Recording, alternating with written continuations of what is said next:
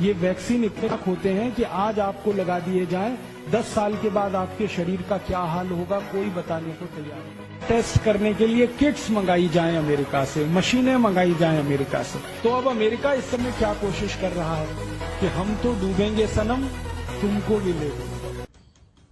Media में 10, 20, 50 कोटि रुपए खर्च करके कंपनी हजारों कोटि का बिजनेस करने का सपना देख रही है।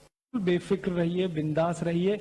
ये वायरस एक तो है नहीं, और है तो आपके शरीर में प्रवेश करेगा नहीं, और कर गया तो मर जाएगा। इसलिए आप मत घबराइए, आप मत डरिए। और आप घबराना बंद कर देंगे, डरना बंद कर देंगे, तो आप दूसरों को ये बात कह सकेंगे, वो भी घबराना बंद कर देंगे, डरना बंद कर देंगे। हमारे देश की सरकार चलाने वाले नेता और मंत्री, उनको इस तरह की बल्क परचेज करने में करोड़ों रुपए की रिश्वत होती है। जब वो उस कंपनी को प्लेस करते हैं ना ऑर्डर, उन्होंने 10,000 कोटि का ऑर्डर दे दिया, तो इसमें से कम 1000 से 1500 कोटि रुपए मंत्रियों की रिश्वत का फिक्स हो जाएगा। इसलिए सरकार का इंटरेस्ट है कि ये दवा मंगाई जाए।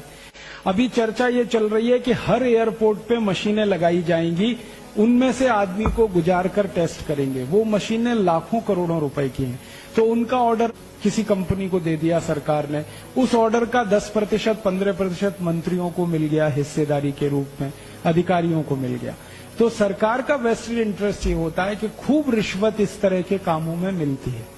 मैं आपको एक पुरानी जानकारी देता हूं। आपको याद है 14 साल पहले सूरत में एक अफवाह उड़ी थी कि प्लेग आ गया, प्लेग आ गया, प्लेग आ गया, याद है?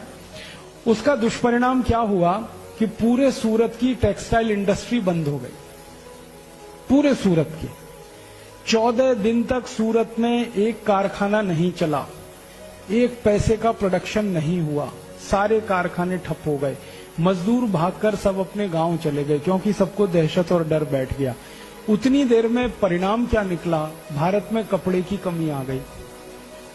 तो सरकार ने क्या किया? परदेशी कंपनियों को कपड़ा भारत में बेचने का ऑर्डर देना शुरू कर दिया। तो परदेशियों का अंधाधुंध कपड़ा बिका।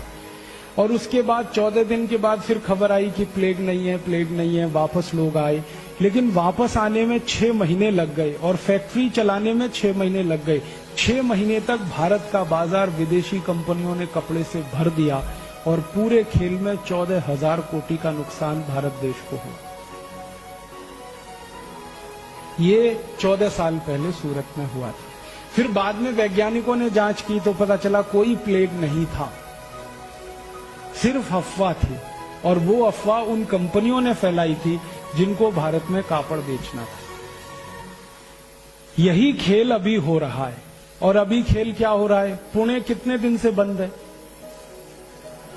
8 दिन हो गए। पुणे में एक दिन की गतिविधि जो चलती है, जिसको अंग्रेजी में हम सब ट्रांजैक्शन कहते हैं, कितने करोड़ का होगा? 500 कोटि।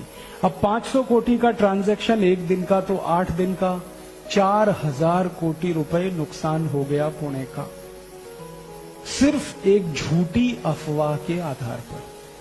अब ये 4000 कोटि का नुकसान तो हो ही गया, वो एक बात है। अब वो कंपनी यहां जब दवा बेचेगी और वैक्सीन बेचेगी, तो पुणे का और 10,000 कोटि का नुकसान होगा, क्योंकि हम वैक्सीन खरीदेंगे, दवा खरीदेंगे, पैसा उस कंपनी के हाथ में जाए। और अगर ये खेल लंबा चल गया तो जानते हैं क्या होगा? यहां जो सॉफ्टवेयर की कंपनियां हैं, आईटी कंपनियां, वो कहेंगी यहां से बेस अपना शिफ्ट करो, यहां धंधा अब ठीक नहीं है करना। क्योंकि जब उनके कर्मचारियों के सिर पे तलवार लटकती होगी तो वो कैसे करेंगे?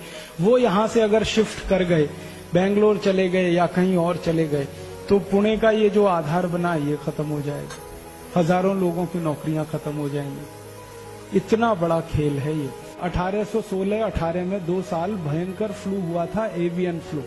उस समय अमेरिका की कुछ कंपनियों ने वैक्सीन बेचे थे। एवियन फ्लू के जो वैक्सीन लगाए गए ना लोगों को, वो सब लोग मरे। और कितने लोग मरे मालूम है? 4.5 करोड़ सारी दुनिया में। माने 4.5 करोड़ लोगों को अमेरिकन कंपनियों ने जो वैक्सीन लगाए वो सब मर गए, और जिन्होंने वैक्सीन नहीं लगाया था वो सब जिंदा रहे। ये वैक्सीन इतने खतरनाक होते हैं कि आज आपको लगा दिए जाएं, 10 साल के बाद आपके शरीर का क्या हाल होगा कोई बताने को तैयार नहीं। और ये खेल सिर्फ बीमारी का नहीं है, ये खेल एक युद्ध का हिस्सा है। और ये युद्ध जो है ना, आर्थिक युद्ध है। कुछ युद्ध होते हैं वो सैनिक युद्ध होते हैं। सैनिक युद्ध में हमारी सेना दुश्मन की सेना से सीधे लड़ती है बॉर्डर पे, लेकिन कुछ युद्ध होते हैं जो आर्थिक युद्ध होते हैं, जो आपके बाजार में लड़े जाते हैं, जिसमें कोई विदेशी कंपनी आके एक झटके में आपका 4,000 कोटि का नुकसान कर देती है और वही कंपनी और 10-20 हजार कोटि वहां से लूट के ले जाती है। ये आर्थिक युद्ध है। अब इस आर्थिक युद्ध में सैनिक आप हैं। सैनिक युद्ध के सैनिक बॉर्डर पे हैं। आर्मी के, एयरफोर्स के, नेवल फोर्स के सैनिक हैं, वो बॉर्डर पे देश की एक एक इंच जमीन की रक्षा करने के लिए लड़ रहे हैं। तो आप देश के आर्थिक युद्ध के सैनिक बने, जो देश का एक एक रुपया, एक एक पाई, एक एक धन की संपत्ति को बचाने की लड़ाई लड़े। इसलिए सैनिकों का दिमाग साफ होना चाहिए, क्लियर होना चाहिए अपने उद्देश्य के प्रति और अपनी संपूर्ण समर्पण के प्रति। आपका उद्देश्य अगर आपको साफ दिख रहा है तो युद्ध में आप लड़ेंगे और जीतेंगे, और अगर आपका उद्देश्य ही आपको साफ नहीं दिख रहा है तो लड़ेंगे तो सही लेकिन हारेंगे। इसलिए ये आज का कार्यक्रम रखा गया कि ये आर्थिक युद्ध भारत के खिलाफ शुरू हुआ है और इस युद्ध में बड़े बड़े लोग शामिल हैं।